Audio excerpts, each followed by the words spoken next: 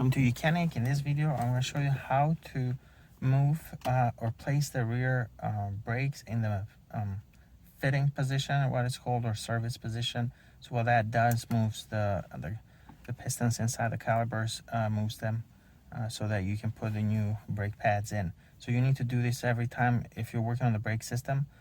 So you're replacing the brakes, the pistons get pushed out as the brakes wear, and now you don't have enough room for the new pads. So you can't just push that piston in using tools and things of that nature. You have to do it through the instrument cluster. So let me show you really quick how you do that. So you enter the vehicle and close the driver's door, then come and simply pull out the key. It's just easier to pull out the start-stop button, and then instead use the key, insert in the ignition, turn it one click.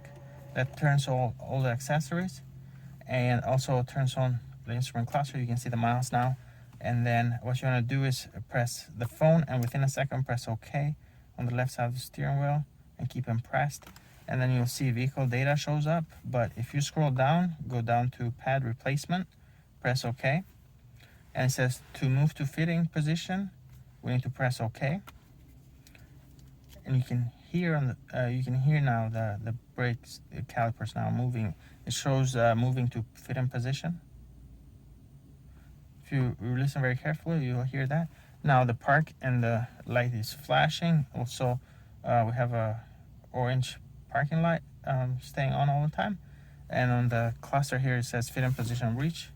What you want to do at this point, you go on service, replace the brake pads, whatever you need to do.